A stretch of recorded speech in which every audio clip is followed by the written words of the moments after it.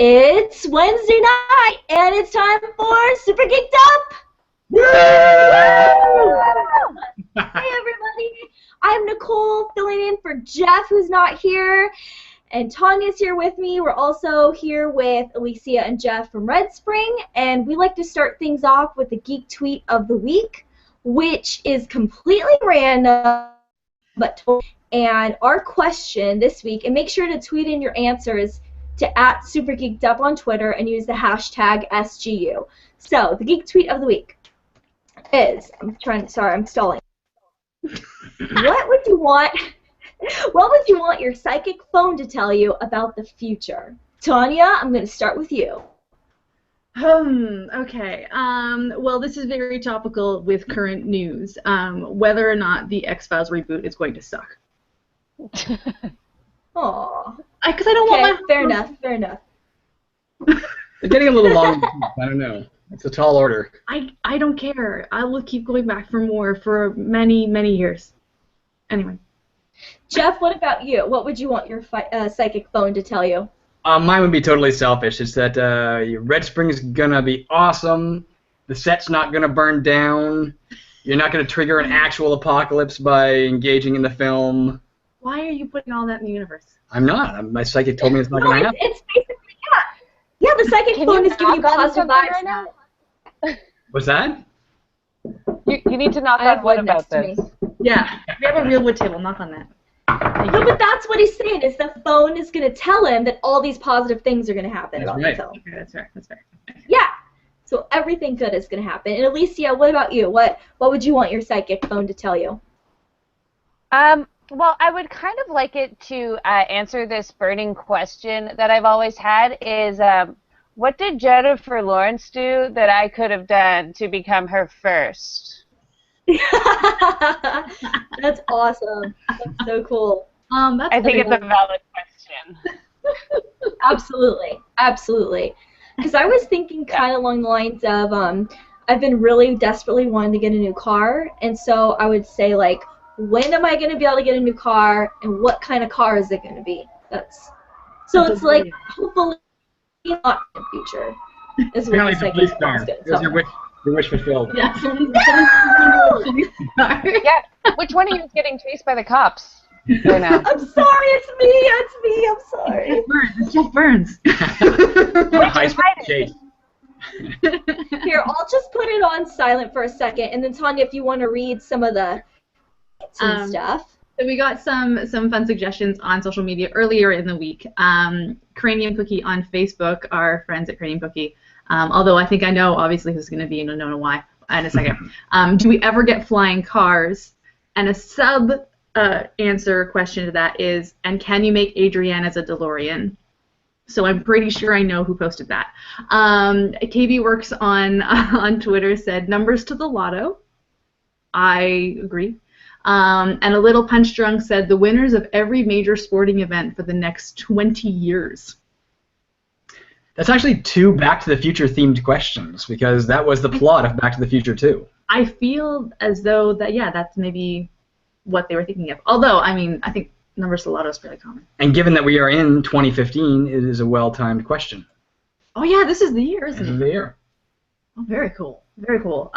There are some theories as to where Jeff Burns is currently. Right now, from Alistair Reevy, a suggestion is that maybe he's out on a mission for milk, as in the agents of milk, not drink. Maybe also the drink, We can neither confirm nor deny that that's what Jeff Burns is doing right now. Yeah, to be totally truthful and honest, Jeff is in. Is he actually in Seattle now, or is he flying to Seattle right now? I think he's actually in Seattle. I think somewhere in that. Seattle. I think it's Seattle. Yeah. Yes. I'm Canadian. I don't know what the Emerald City is, aside from the Oz thing. Oh, there's well, a real Emerald City? Comic-Con, I think. But isn't it named after the city that it's in?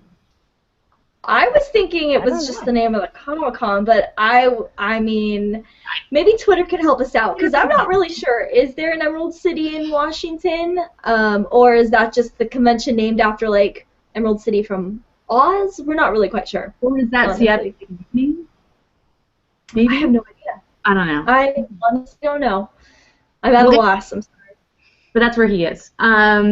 So we have some guests who may or may not look familiar to some of you this evening. The first one being this guy, Jeff Stinisak. They are from, I guess, our project, our project, called Red Spring, which is the movie that we're producing in May, super soon, and we're pretty excited about it. We also have Alicia White, who's been cast as Vicky, who is the female lead in Red Spring. Jeff is a producer, writer. Are you waving to, like, J. Law's paparazzi right now? There's a huge audience behind my laptop. You guys just can't see them. But they all came for this. She's lined up all her stuffed animals. Or her cat's like. Only some of them are stuffed animals. Also, some guys have googly eyes on. Jeff. Yeah, so we're about to produce this thing in just a few weeks. We're really excited. We're running our Indiegogo campaign right now, and we actually ran a little bit of an Indiegogo challenge today, where if we raise a certain amount today, we were going to do a special announcement for a new cast member. So if that cast member is currently watching, now's a good time to click the link. So yeah, we just held auditions just a few days ago. It feels like it was a long time ago, but it was only a few days ago. And we've started to make some decisions on who's playing the rest of the parts, which is awesome. And yeah, so since we met our challenge today, we said we were going to announce one of our new cast members on the air, which is going to be Jonathan Robbins. Woo! Whoever pops up. He's been cast in the role of Carlos. And he pretty much blew us away with his audition, so we're very much so, excited to work with him. And you know, he's like in everything, so it's kind of like you kind of had to put him in. Oh, there he goes! I see him. Hi, Jonathan. Yay, Jonathan Robbins. We were on a delay, and you know, you said that like 5 minutes before I watched it or something. We're just wrapping up, We don't Jonathan. need you here anymore. You could just be like Super Geeked Up live in Vancouver. And And good. Yeah, so we were just introducing you as one of the newest members of our cast. So we're super excited to be doing this project. Do you want to talk a little bit about it? About the project itself, or about the excitement of Jonathan Robbins? You can talk about all of that. what did you actually say? Because I clicked the link the moment you said click the link now. Was it quick or was there actually a delay? I don't know. Oh, you were quick. I kind of dragged it out a bit. We stalled. We did a soft shoe number. Well, what can I tell you about Red Spring? Red Spring is a post-apocalypse vampire film. So vampires have taken over the world. They now outnumber humans by about 1,000 to 1. Those few surviving humans are on the run or are hiding. Our main cast is doing both. That's the basic premise of Red Spring. Our screen just went out, sorry, so we're trying to resolve a technical difficulty here. I got it. Well, you know, there is something that you didn't mention, and I think it's kind of important. And maybe some people know, and maybe some people don't know, but I don't think you told, like, how you guys know each other, like your relationship. Tanya and Jeff. Us? Oh. Yeah. Oh, this dude. You guys know each other? I know. I woke up and she was there. I do. I just like sneak into people's houses. It's really weird. So we're married. Yay! Congratulations. That's not a recent event. Tell how we met? Is that what you're asking? I was just because I don't know if everyone knows, and I think you guys make movies together and you're married. And it's like so cute. We play Halo together. Yeah. Tanya's told me some stories. I won't say anything, but it's great. If the light was better in here, you would see how red I am right now. You guys are awesome. That's all. I just blush at the drop of a hat. So she's like, I'm gonna take my Don't head drop off. any I'm like fixing the screen over here. Anyway, we're really, really excited about this project. It's something that Jeff wrote 10 years ago. 12 years ago. Oh my god, really? That Yeah. long? Yeah. Oh my god. And it was the first thing I actually ever read of his, and I'm going to be totally open and honest right now. Also, our cat is looking over the monitor at us right now, and it's pretty Yay! when we first started dating, he was like, yeah, no, I'm an actor, which I knew because we met on set. And he's like, I'm also a writer. And I was like, oh, sure, you're a writer. I'm like, sure, I'll read it. So we did, and I kind of expected to be like, oh, that was good. That was great. And then I read the script, and I was up all freaking night reading this thing. I think both Jonathan and Alicia can attest that this isn't just my bias. And it's freaking good. Like, really, really good. And I was like, oh my god, he actually is a writer. So that was sort of my first introduction to Jeff's writing was the script. So it sort of had a soft spot in my heart. By contrast, I also told her early on I clean the house, and she's like, oh yeah, you'll clean the house, and that one hasn't come true. That hasn't come true. But it's okay because you're a writer, That's right. Exactly. and that's what counts. He can think of very creative excuses as to why the house happened. And submit them in writing. Not wrong about script either. I first read this script, I think, in the fall. Jeff sent a draft. I think it was the fall, and it was amazing. But I had actually, he first sent it to me a few months earlier than that, and I hadn't read it yet. And then the moment I started reading it, everything went through my mind like, why didn't I read this sooner? Oh my god, it's so good. It's such a script. He's a solid writer. Oh, thanks, man. We can Very attest. cool. And there's also some cool stuff happening on Twitter, and I want to talk about this because it's about me. Amy Hoff says, I think I'd like to hire Nicole the Awkward to enthusiastically shout about everything I'm doing. Well, I will do it. Consider it done. She will. Absolutely. Like, that's a challenge. As long as she doesn't have to swear. Well, you know, I've been watching this show on Netflix called Unbreakable Kimmy Schmidt, and it's funny because she doesn't swear It's either. But amazing. she's like, ham sandwich, fudge, and I'm like, oh, this is great. I could just do that. It's you. It's you. I would like to say that Necrodius is saying, greetings, alternative Jeff, husband of the great Tanya. Hello, Necrodius. Greetings to I you. was actually just tweeting to him. He said, you are now being followed by the great and powerful Necrodius. Awesome. Plus 100 to awesome rating. Nice. Nice. He's great. Very cool. So yeah, I mean, this is kind of us. We're really excited to do this film. We can't wait to show it to you. It's going to be pretty epic. And yeah, terrified and excited all at once. That's funny. Very cool.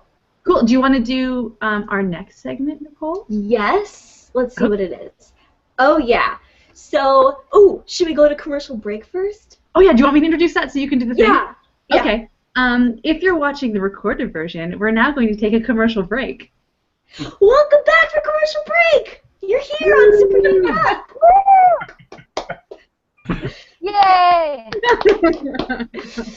So if you're just tuning in, we're actually going to do a segment called Tangent Tales, which we've done quite a few times. I'm going to lead this segment, so I'm going to start a story, and then I'm going to popcorn it to someone else, and then they're going to add a segment, popcorn to someone else, so on and so forth, until we get to finish the story. I love how it kind of got gangster at the end. I know. Finish it. So I actually Should I get created my this. grill? What? Nothing. I asked if I should get my grills because of gangster, but like I kind of mumbled it and forgot that everyone could hear me. Which is not very gangster. At all. Totally not gangster. I should have shouted it and like shot a gun at the wall. I'm sorry. That delivery sucked. I'll fix it later. Wait. We'll do it again. What did I say? And then we'll end the story. Yo, should I get my grills? Was that us? I think it was us that froze. On our end, you froze right in the middle of Stowe. It was awesome. Oh my gosh, that's so funny. Good So, job, guys. Thank you. yay! Yay. I'm gonna start this story, and actually, it's inspired by Red Spring, but since I don't really know, I've never read the script. It's kind of like my own take, and it's kind of like fan fiction. So it's like a fan fiction story for Red Spring. Go with your fan art. Yeah, just Which like. was awesome. Well, if I have time, I'll do something more creative. Let's see. It was great. You could have movie loved it. Yay! Okay. You guys ready for Tangent Tales? And so Yeah. basically, once, I finish this part, I'll popcorn to someone, and then, you'll just popcorn it to each other, and then whoever wants to end it can end it. It'll probably be, like, the last person who's telling the story, but, if you guys want to keep going, that's totally fine. This is a little bit more, I think,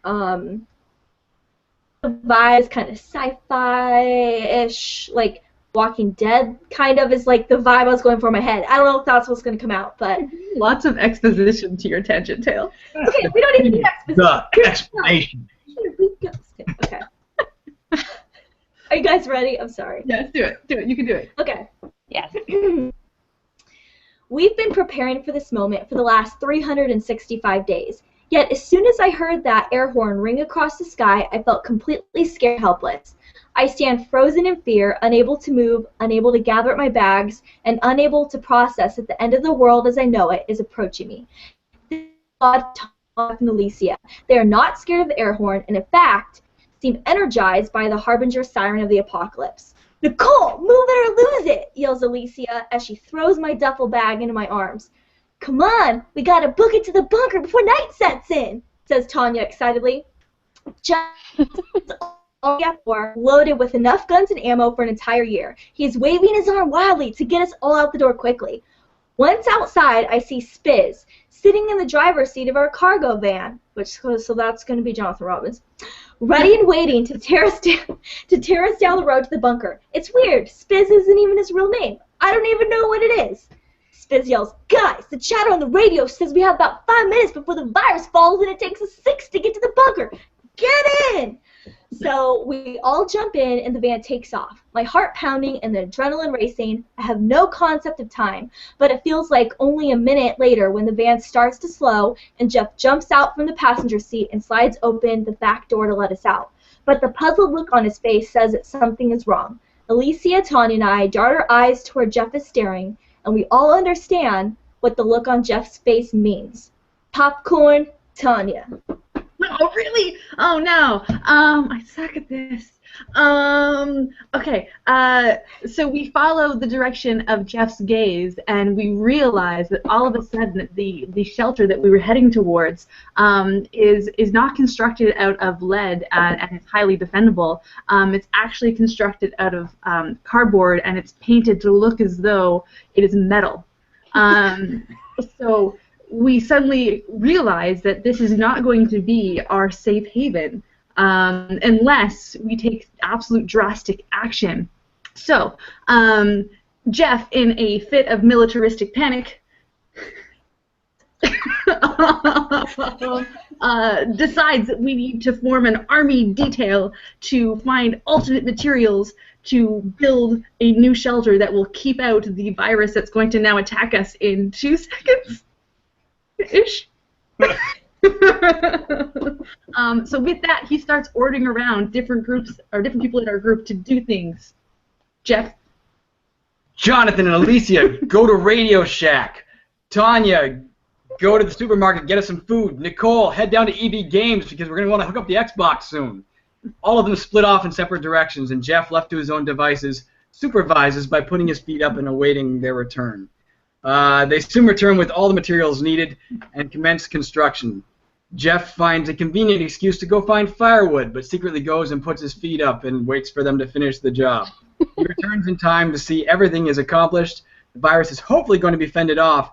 However, they have missed one tiny detail. Alicia, at the last second, realizes that it's actually... Who are you pointing to, Alicia? The detail is? Yep. Alicia. Are you pointing to me? Yes. Yeah. Oh, the detail is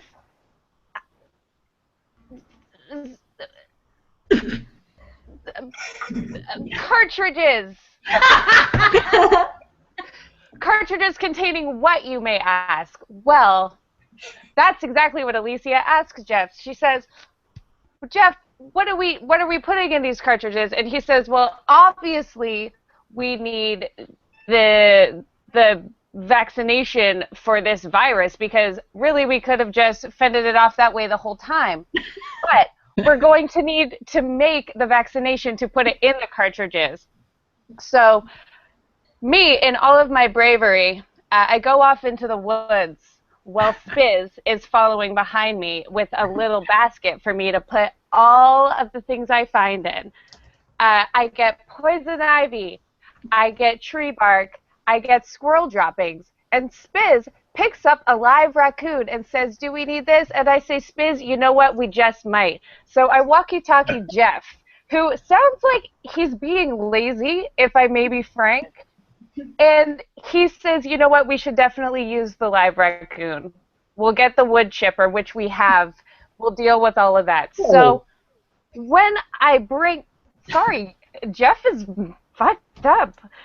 So we bring all of this stuff back, me and Spiz, high-fiving all the way. And we hand it off to Jeff and we say, okay, man, do your business. Let's fight off this virus.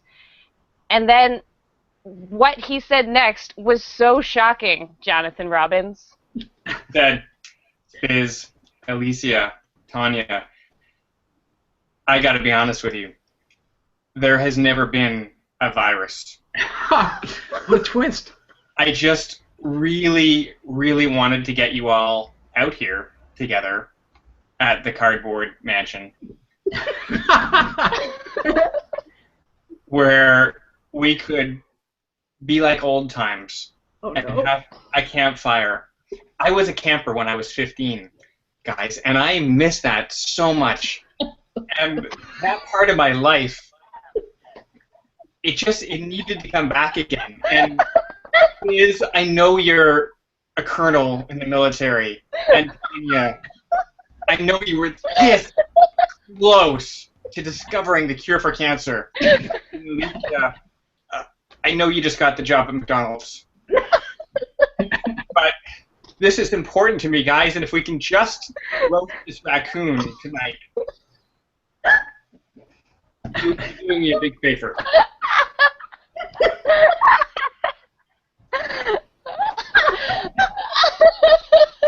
Do you have any comments on that, Jeff?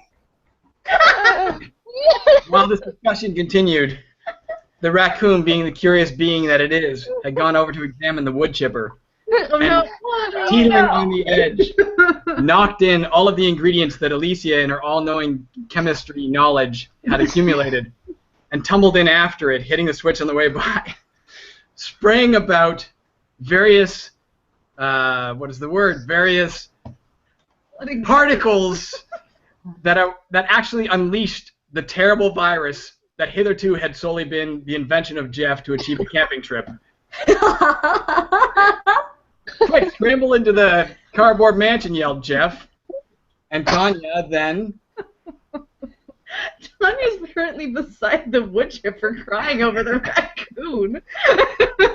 I like how this was 365 years in the making, Jeff. Jeez. 365 days or whatever. Are we continuing to go? Unless you want to end the story. Well, we have to pass back because I'm currently in mourning over the fact that you literally just had a raccoon. I didn't do it. The raccoon tumbled in itself. It was curious. It was its own You're fault. right for gathering a raccoon. That was Spin's Nicole? idea. Yeah. What? Oh. End of story. That was awesome. Oh my gosh. I did not see that coming. That was great. I would like to say there were a few tweets that came in during that. From Deepu, he's like, Radio Shaft, you guys are really doomed now. From Decotius, Lazy Jeff and the Raccoon versus the Virus. Great movie. It's a good title. And Mr. B agrees that this was heartbreaking the raccoon at the end. It's like the dog in I Am Legend. You need a twist of drama. It's like Old Yeller. And I also, someone was tweeting in that they were kind of sad that we didn't tweet out personal invites for tonight, and I'm really sorry about that. We kind of were scrambling, and things are thrown off a little bit just because Jeff isn't here and he's normally the one that does it. So we love all of you guys, and we would never do anything, to make you feel like you're being left out. So just want to apologize about that because we obviously love you here. So thank you for being here. Jeff is off with his feet up. In Raccoon City. Yeah, yes. Oh, and someone did confirm that Seattle's nickname is Emerald City. I forget who that was. Someone, yeah. Okay, cool. Then that solves that. Awesome. So yeah, that was an interesting story. Yes. That's pretty much exactly what the script is like, though. I think we could have gotten more creative. We've all read Mine it. was the raccoon. Well, you're right. Everyone had a lot of sympathy for the raccoon. We could add it in. That's true. Yeah. Really, Bring in the sequel. Yeah. We could be like Guardians of the Galaxy. We just like to have a CG raccoon. Oh, man, we totally can't rip that off. It was too recent. We need to change it to like a gopher or something. Okay. Or a zebra. Like Something similar. Well, I wouldn't want a zebra doing that, though. Oh, you rank animals, do you? Kind of. No. Species. Actually, it's sad no matter what. So. What if it was like a talking teddy bear? Then that would just be creepy, so it wouldn't be a big deal. Like Ted? Yeah. Or Teddy Ruxpin. Or Teddy Ruxpin. Or a Furby. Ooh, if it was give me a Furby, like that'd be okay. Yeah. All right, guys, let's just ditch this. Let's go throw a Furby in a wood chipper. It'll be awesome. Who's with us? Just 60 frames per second of Furbies and wood chippers for 2 hours. I will say there is a phenomenon right now on a certain cable provider in Canada called Kitten TV. And its idea is very much like the Yule log thing that you see where you can just watch the crackling fireplace. Oh, yeah. You get to watch kittens Aww. play. It's so much fun. You usually have to look on YouTube for that specifically. A channel would be great. Well, what the person did is it's called Kitten TV. They actually, it's based out of Edmonton. They found the kittens that were up for adoption, and they just basically built this little town and had the kittens all play around in it. And now all the kittens are adopted because they were showcased in their cuteness and their fluffiness. And to be honest, right now, one of our cats is currently at the other end of the table glaring at me as I'm talking about this. No, you will not watch Kitten TV. He's against it. It's like the Union for Cats or something. Okay. You're exploiting me! This is like so upset. Cat trust.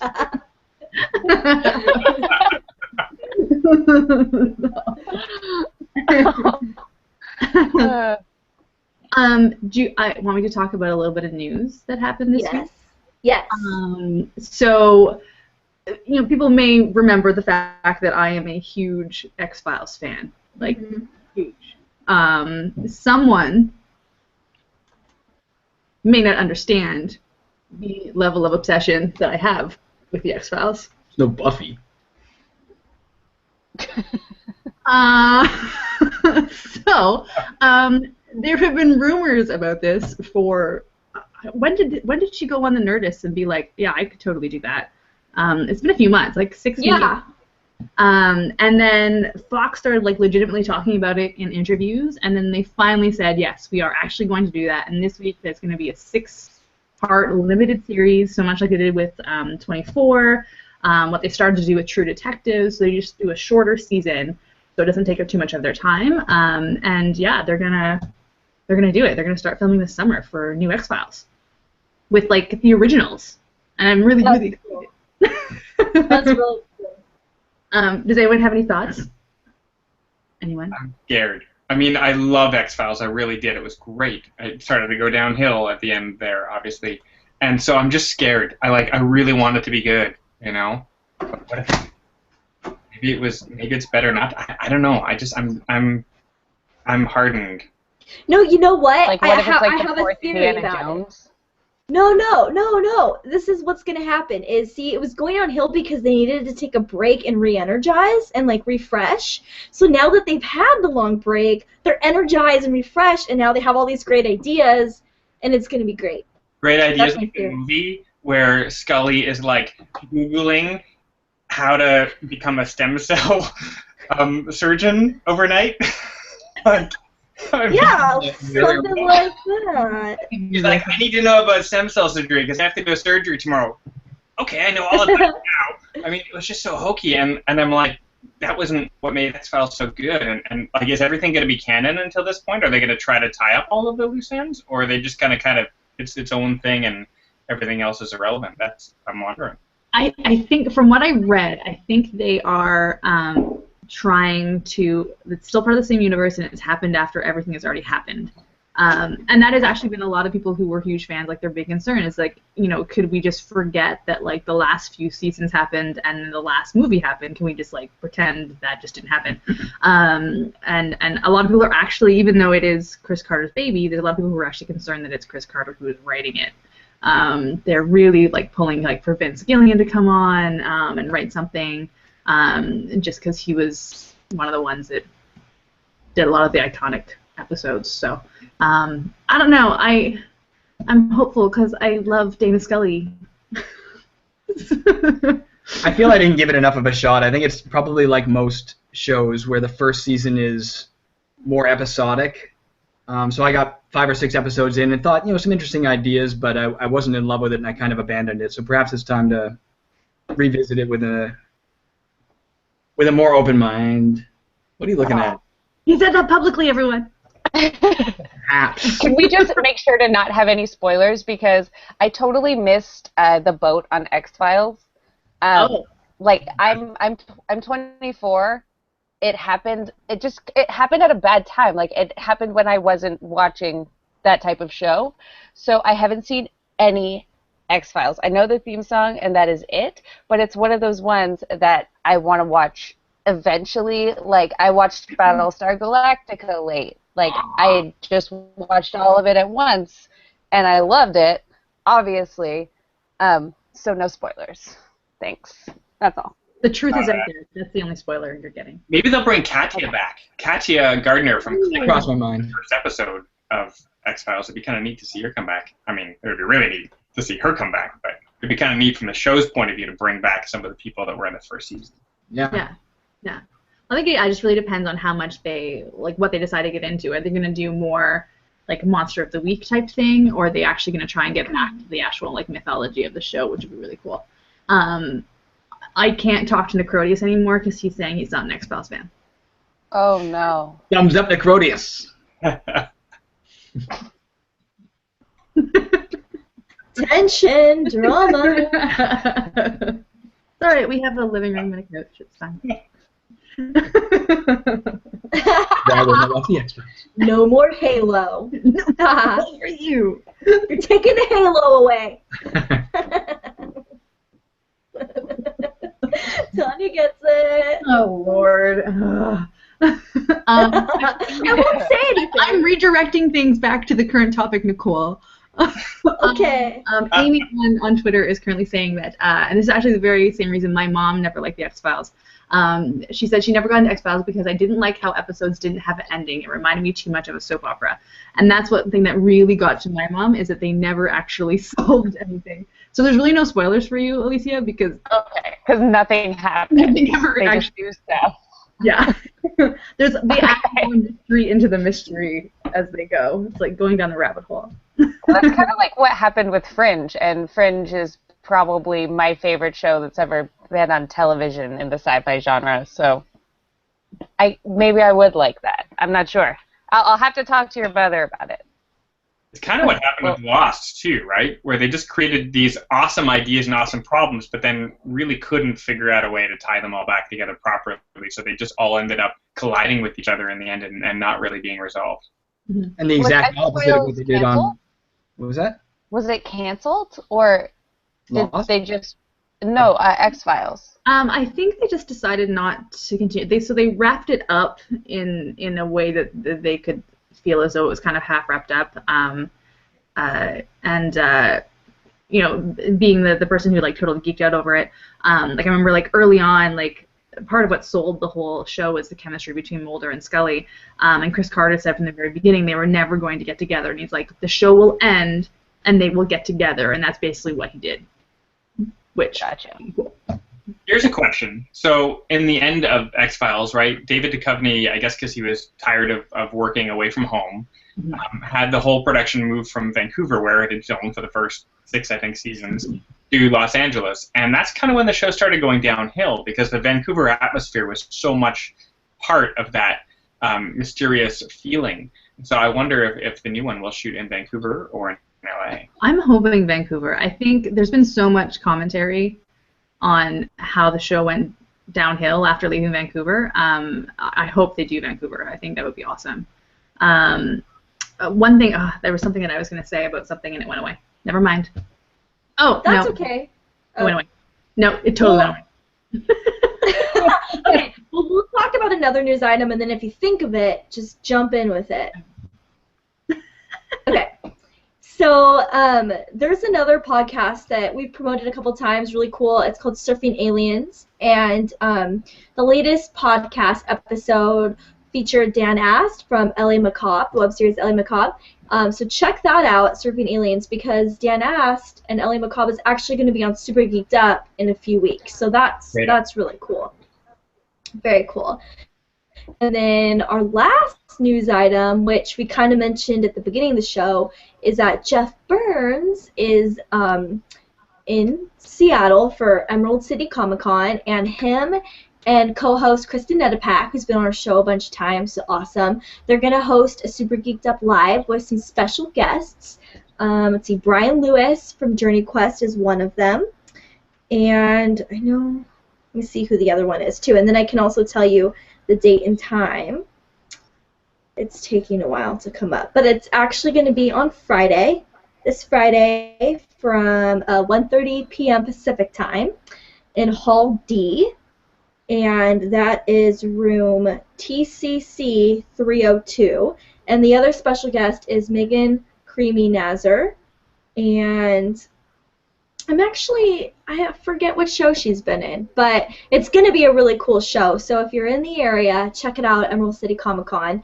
And I think it's not a live stream. They're going to be getting some footage, and we'll post stuff on our page when they come back. And I'm sure in true Jeff fashion, he'll be running around Comic-Con doing interviews with people and taking fun photos, and because that's what he loves to do when he's at Comic-Cons. So expect to see lots of cool things from him when he comes back. It's actually very, very cool. We've been very fortunate in the last few months that as a show and as a live show, we've been actually invited to numerous events. So I think, is it next month is Denver? And in May is Kia Web Fest. Yeah. So we're taking over the world. Yeah. or at least North America. Yeah. It's pretty exciting. Yeah. I mean, we haven't had our first European engagement. We'll figure that out. Amy Hoff, make that happen. It'll spread. Oh, if vampires can figure it out, you guys can. It's true. Tanya, we're going to take a commercial break. Do you want to bring us back from commercial break? Are you sure you don't want to do it? Yeah. No, you should do it this time. Okay. Okay, so if you're watching the recorded version, we are going to take a break right now. Welcome back from commercial break. Yay! We're back! Yay! That's like the first time ever doing that. See, You it's sounded great. awesome. A few people have sent me in some really awesome tweets just saying congratulations on the role and thank you so much. It's really awesome. And actually, what Jeff and Tanya don't know is, you know, I prepared my ass off for this audition. I really, really wanted this role, but the main reason was because I needed to get another appearance on Super Geeked Up to make sure I stayed on how many appearances I've had. So, thank you.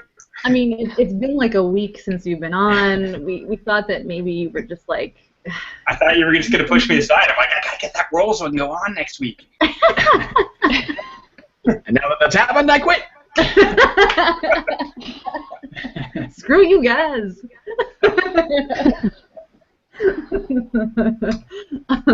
Well, I'm glad that we could, make sure that you continued your domination of Geeked Up every single week in some capacity. That's awesome. All right, so we have another fun game, which Alicia, have you played this one? I have not. Jonathan, have you played it? I don't know what the game is, so. Oh, yeah, actually. It's called Geeky Audition. I haven't, but I've seen it. I've watched it. Okay, cool. So basically what happens is, I used to say this was me living up my fantasy of being a casting person, but I got to actually do that this week. You did so good. Thank you. I wasn't as mean as I am when I do it on the show. So what I do is I am going to give you guys, there's 3 characters. You are auditioning for these characters, and I will give you a scenario to go with those characters. So you have to act them out as those characters. And I might stop you and give you some redirection. Are we acting together as an ensemble, or Yes. are we okay? Yeah. So I'll give you 3 characters, and then you guys can act with each other. So it's all improv and all that fun stuff. If I don't know my character, okay, cool. I can guarantee you're going to know your characters. Better not be from X-Files, cool. And sorry, and then we're auditioning for what? I'm going to give you characters that you're auditioning for. Okay. And I'll give you a scenario. So basically, we kind of like you had sides, but you don't actually have sides. So we're ourselves auditioning to play these characters. Gotcha.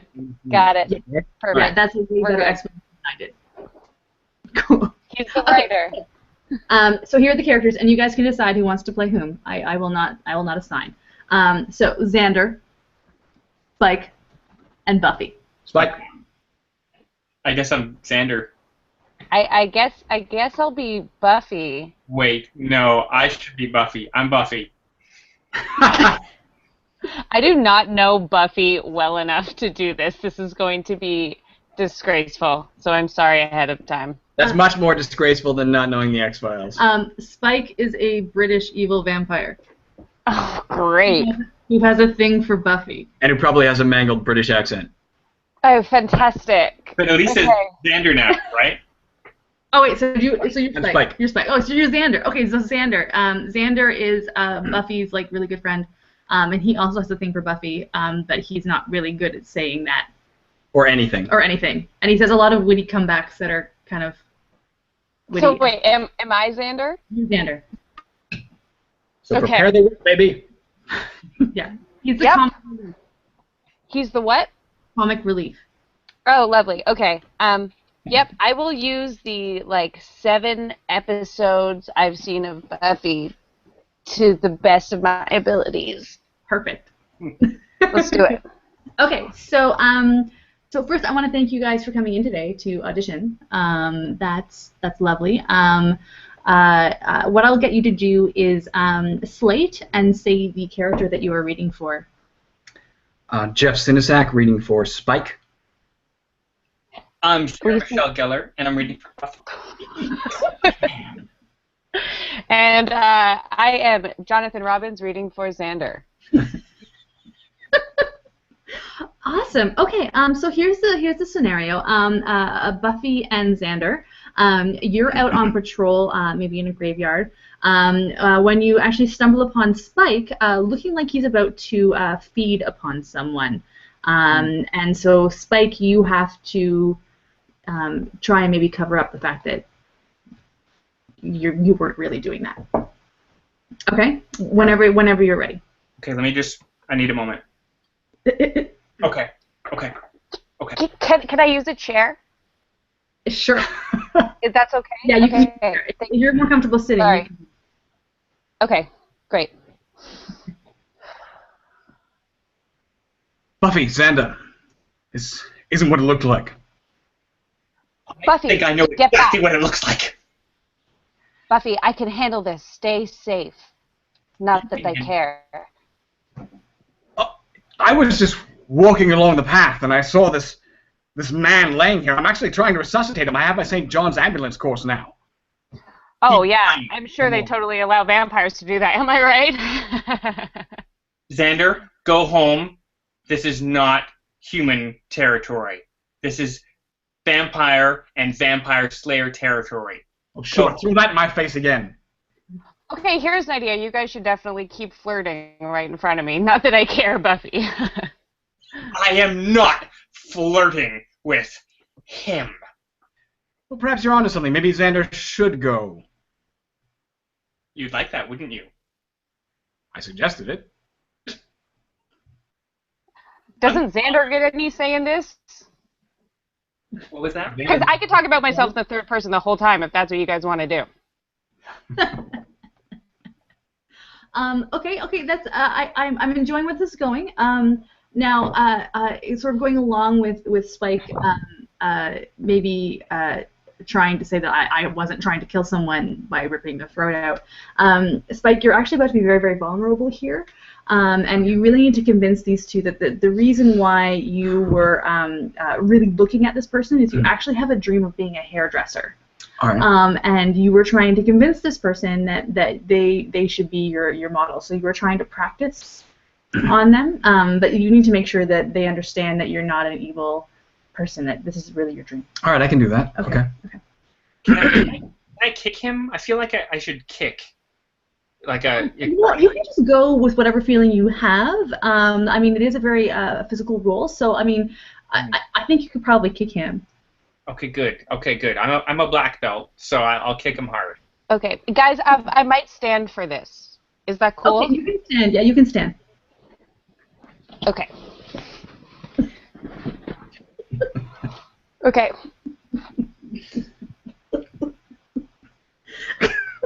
Anytime you're ready. Buffy, I only have one question for you. I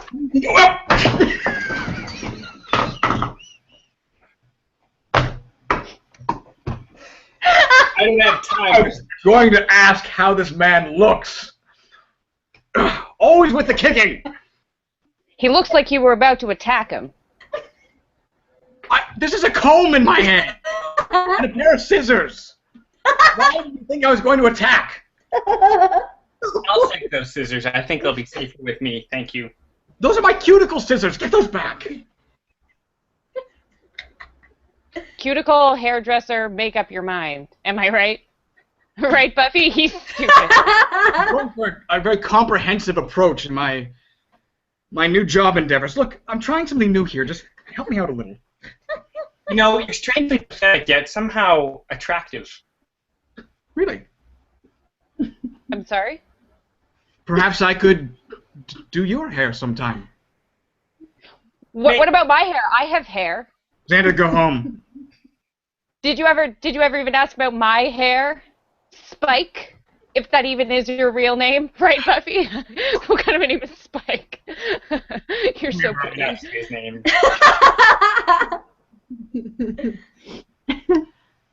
So I should go. Yeah, get out of here. Okay. Cool. I have this weird new syndrome where my legs just move really, really slowly, like in millimeters. So it'll seem like I'm still here, but I'm actually leaving. Right, Buffy? I got you. He does. That was great, guys. Thank you so much. Oh my gosh, that's so funny. Can I read some tweets? Yeah. Do you want to read them? Yeah, I'll read a couple and then you read a couple. Okay, cool. Okay, so when you guys did the first take, Chris Halley says, "Great accent, Jeff." Thank you.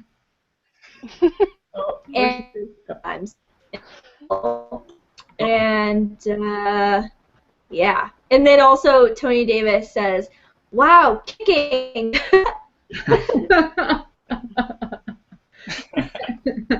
And Timekeeper Show is saying that was some nice webcam robot editing on that flying kick. Tanya's still on the floor laughing. That was so funny. I don't know how you guys timed that so well. That's so weird. Well, my screen was suddenly filled with tread.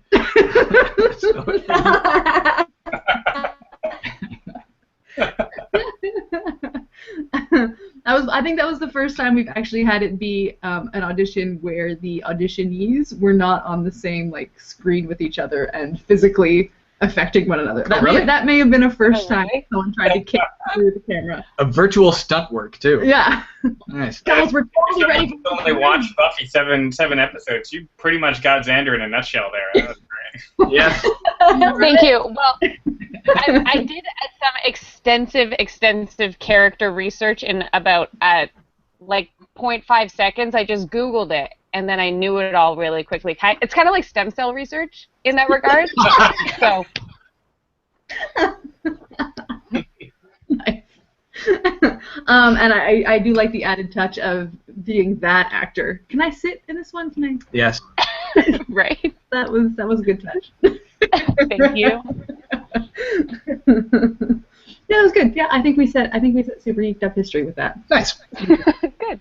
And now we know we can handle all of the stunts in Red Spring. Yep. That's all. Yep. Nailed it. Nailed it. Well, I think that's. Sadly, does not want to get a haircut from Spike. I don't blame him. No. He should have bitten the hair off. It just occurred to me now. Damn it. Do you want to redo it? Or You always want to redo auditions when you leave the room. That's how it is. That's true. All those things you could have done that'll just never happen. No, they'll never get a chance to see my greatness. I could have bit the Can I ask you guys a really quick random question? If you guys like a bizarre thing happened, like in an audition, or something like bizarre that they asked you to do. Do you guys have any stories like that? Yeah, like Ever? Yeah, so not the Red Spring one. Yeah. My weirdest audition ever was, it goes back like 17 years ago, and I thought, it turns out I had no problem, but I thought maybe I had some sort of heart issue.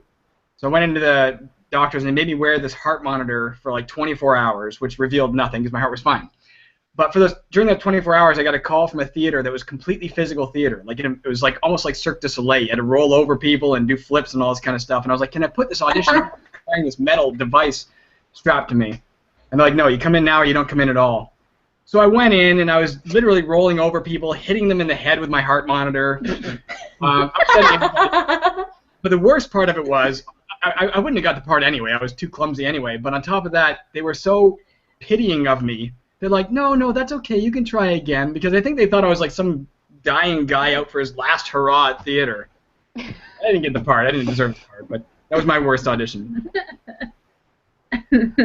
My favorite audition story didn't happen to me. It happened to a friend of mine, but it's so good that I have to retell it. So he had an audition for this thing. He went in right after I did into the room.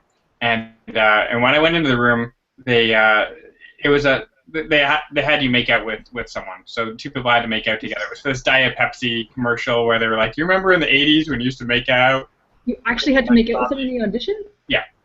That's and crazy. He goes into the room and he says, like I'll be on, like if I get cast, that'd be fine. But I'm frankly not really comfortable doing this right now.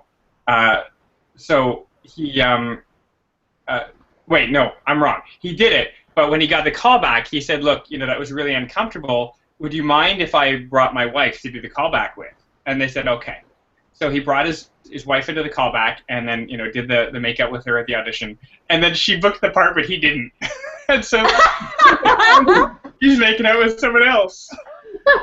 And it was all because he was uncomfortable not making out with her.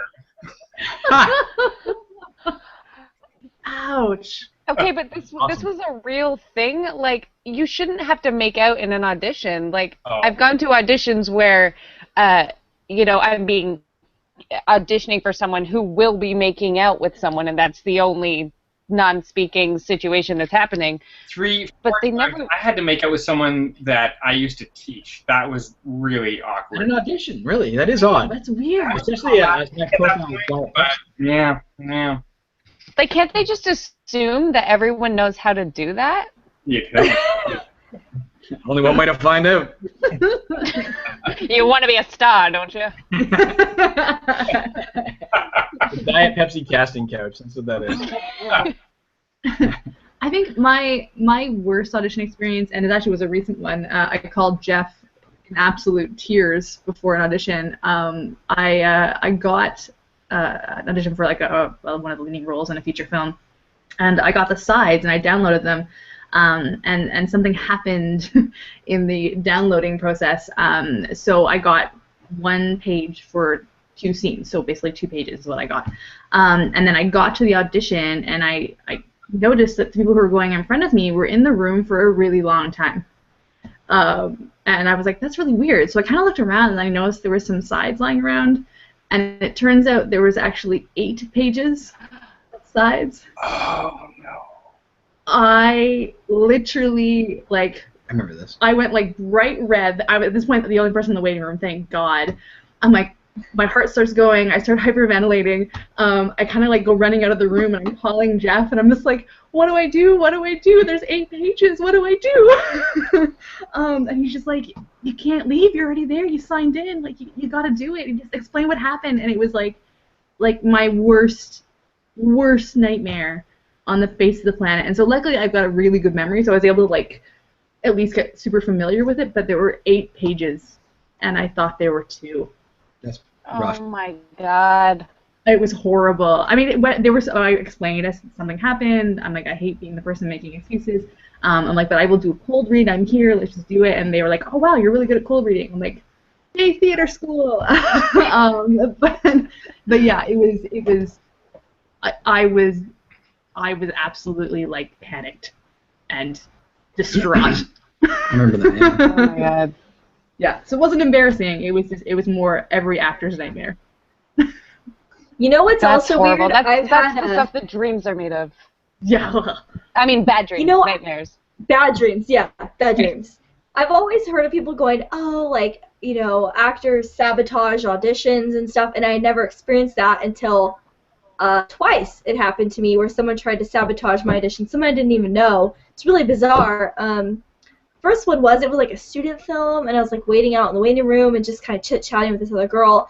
And she goes in, and she gets out, she goes, oh my gosh, there's so many people in there. And I was like, okay, so there's like director, producer, I'm like counting. And luckily I had just gone to audition where there was literally like 10 producers in it. So I was like, okay, like that's fine. I get in, there's 2 people.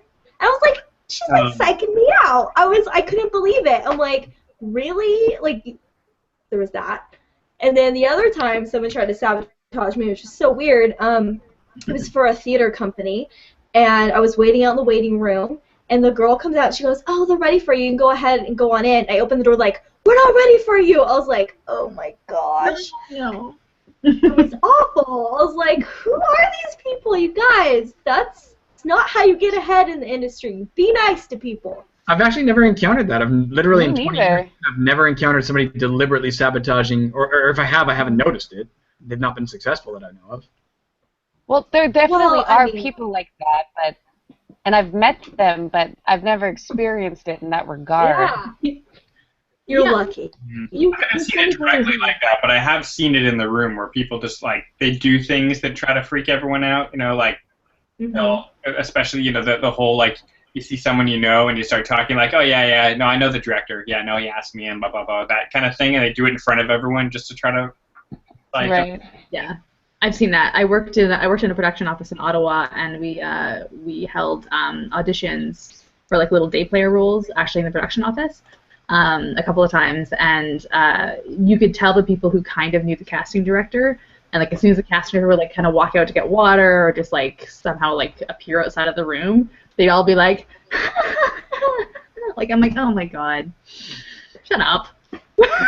It's funny. Yeah. Well, you know what? Red Spring's not going to be like that. So. True. All of our actors are phenomenal, and we're going to announce the rest of the cast really, really soon. I'm so excited. I just want to tell everyone. I want to tell everyone. So yeah, we're really, really impressed with the people that we sort of been assembling, both for on camera and off camera. We're getting a pretty awesome group of people assembled. I feel like it's the Avengers, but with vampires. So can you tell everyone where they could check it out and how they can get involved and stuff too? Yeah, absolutely. So the main source of information right now is on our Facebook page, which is facebook.com/redspringfilm. It's where we post most of our updates. You can also follow us on Twitter at redspringfilm.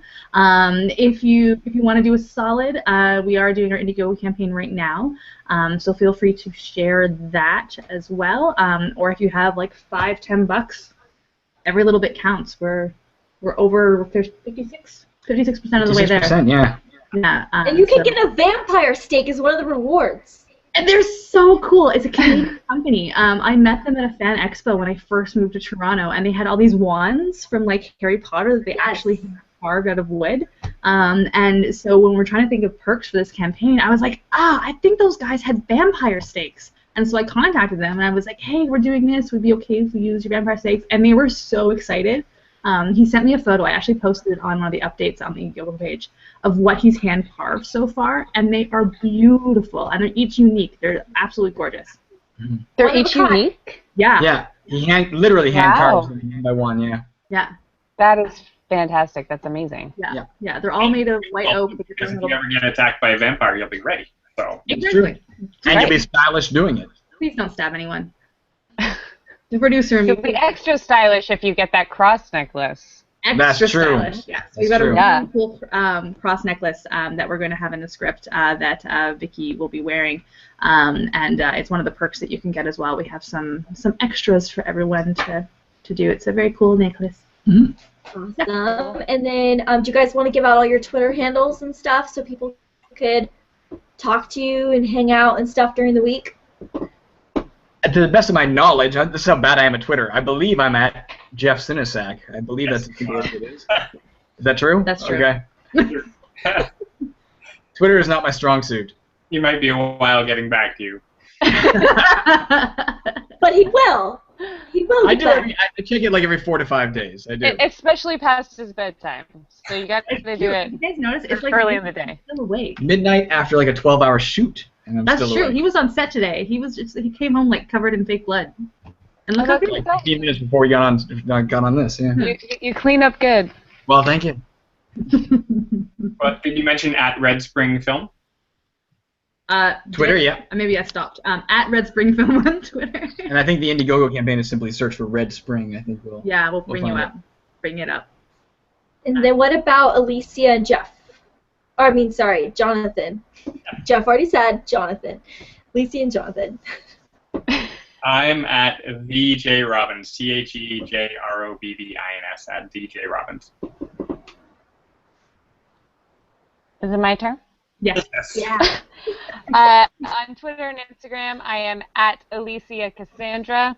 I'm available on Facebook at Alicia White. And can I just very quickly say, it is past midnight. Happy birthday to my best friend and horror legend, Adam Kronheim. Ooh, happy I birthday. hope it's fantastic. Woo! Happy birthday, Adam. Yeah. Known for the Battery, if you haven't heard of Adam Kronheim. He's pretty fantastic, my favorite person, and he's 29 today. So just wanted to do that shout out. Awesome. Totally fine. Very cool. Although, So, not to give anything away, his character makes a very poor decision at the end of the Battery. And everyone should watch it. Yeah. Nothing else. once you watch it, you can. can tweet about it. You guys have to watch Jeff's Indiegogo campaign video. It's brilliantly done. It's so entertaining and says everything you need to know about Jeff. So if nothing else, just watch that video and share it because man, it's good. I will say I'm gonna be the proud wife here for a moment. Aside from the script being awesome, Jeff is also a very, very talented editor and visual effects guy. So when you watch the Indiegogo campaign video, you know, there's some green screen stuff there, all that fun stuff that he edited and put in all himself, the music, everything. So Didn't compose the music. No, he Let's didn't be clear compose about it. that. No, but you put it in the thing, Yes. so it made sense. And I only had to like be really nitpicky like twice. That's true.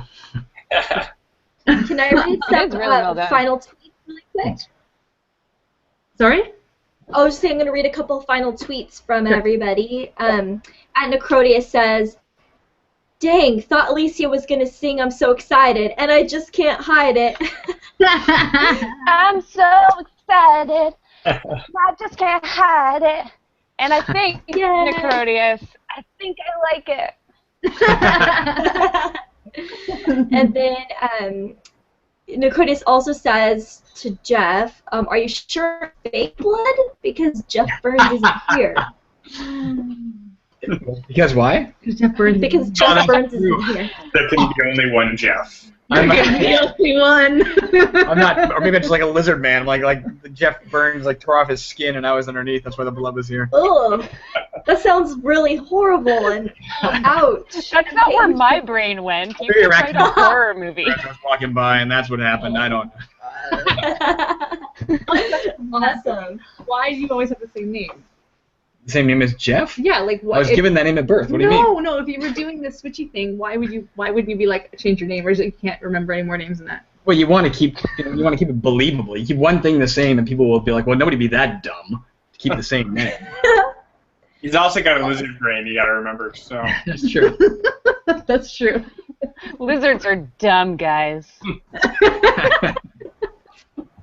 Alrighty. So do you guys want to try? Do you guys want to try, because we haven't done this in a couple weeks, saying, like, at the end where we say super geeked up all at the same time? Sure. Let's do Because it. we haven't done it in a while, so we're going to be like, you know, until next time, stay, and then we point to the camera, and then everyone says super geeked up in unison. They're in the same room. This is an unfair advantage. I just gotta point that out now. That's true. Yeah, that's One hand.